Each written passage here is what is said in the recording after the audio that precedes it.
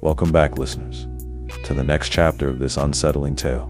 In the last episode, we heard from a witness who gave us a chilling account of the other woman and her growing obsession with the couple. And yes, we're calling this episode The Other Woman because of Tracy's June 2020 Instagram and blog posts where she brands herself as the other woman. So, just to be clear, don't come for me, y'all. Those are her words, not mine. But today, we're taking a different turn. What if the story we've been hearing isn't the whole truth?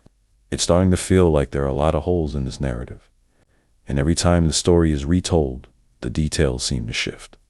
Well, in a surprising twist, the woman at the center of all this, Tracy, the so-called other woman, has been very vocal online. She's made multiple posts on Instagram, TikTok, Twitter, and her blog about Sabrina, and these posts date all the way back to 2020. Maybe the witness's story wasn't so far-fetched after all. What's interesting, though, is we've seen no public responses from Sabrina. No posts, no comments, no reactions. Our team has done a deep dive into this, combing through social media, forums, everywhere. Why has Sabrina been silent? No receipts, no direct evidence of the alleged threats or defamation Tracy claims Sabrina made. If these conversations are happening, they must be in private. And here's where it gets even more curious. Tracy is known for keeping records. She's meticulous about documenting things, but we've yet to see any screenshots backing up her allegations. So why haven't these been shared? Are they being withheld, or do they even exist? That's a conversation for another episode. For now, let's get into her side of the story. For a little background, Miami Carnival occurs in October 2019. This blog post was posted June 2020. If my math serves me correctly, that's 8 months later.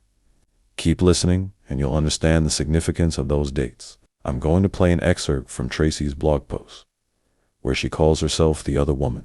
The full post is pretty long, so we won't have time to cover all of it, but this will give you a sense of where she's coming from.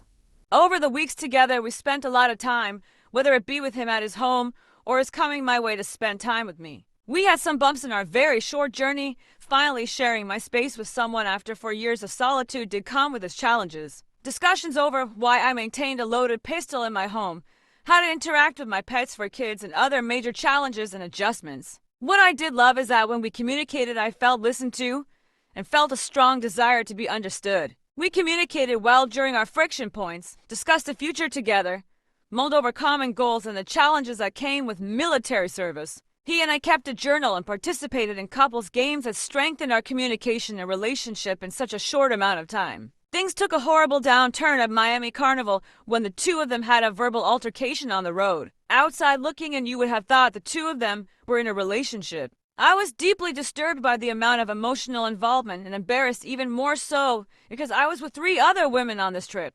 The following day, he broke up with me via text, packed his belongings and left while I was at a party, citing that I didn't deserve the drama. Now, I wasn't sad because he had broken up with me, rather upset about how it was done. I know that regardless of the connection, that we were not in a place for us to peacefully function in a relationship.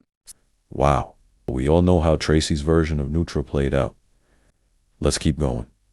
I don't take kindly to anyone threatening me or trying to coerce me to do or not do anything. First of all, nudity and the act of sex is natural and in my reality is nothing I would be embarrassed about. But I felt violated and disrespected on a level that if she were in close proximity, she would have earned some broken bones. Her actions stirred up childhood trauma and brought back those nightmares that would have me screaming as I wake. But beating her ass is illegal. So I spent a good amount of energy trying to find out the appropriate channels to file at minimum a police report, but was met with several roadblocks. When I finally made progress, the attorney wanted an insane amount of money, but advised me that although he could petition for, there was no guarantee the judge would decide to make her pay back even with substantial evidence of her actions. I chose to put my money into my own personal projects and not waste it on low-energy drama such as what I had experienced, even though she deserved to pay for her transgressions. I decided that karma was a wheel that turned and that I would leave it to the universe to serve her punishment.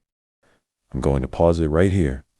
Let's hold off on discussing the police report for now and save that for the next episode. I've personally read the entire blog post, and the only threats I've seen are from Tracy. Even the screenshot Tracy posted supposedly showing a conversation between her and Sabrina, shows Tracy making the threats. At first, it was hard to figure out what exactly happened, but here's my takeaway from the several screenshots.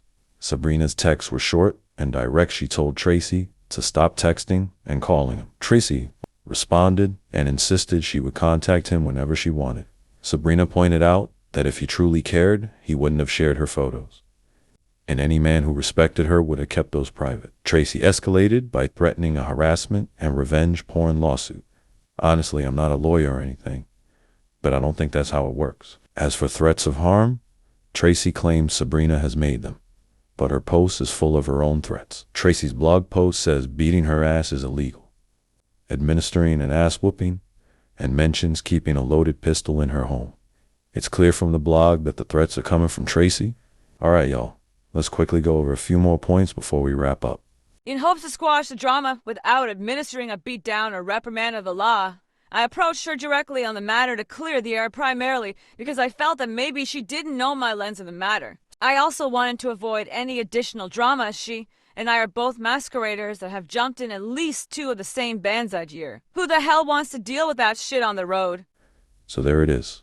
A defense, an explanation, or maybe just another version of events. We'll let you decide.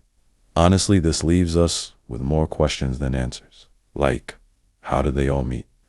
If Sabrina stole Tracy's man, then why does Tracy refer to herself as the other woman or the third party in the situation? Stay tuned and we will uncover more. Join us next week as we explore part 2 of Tracy's own words. We will address the South Carolina police statement.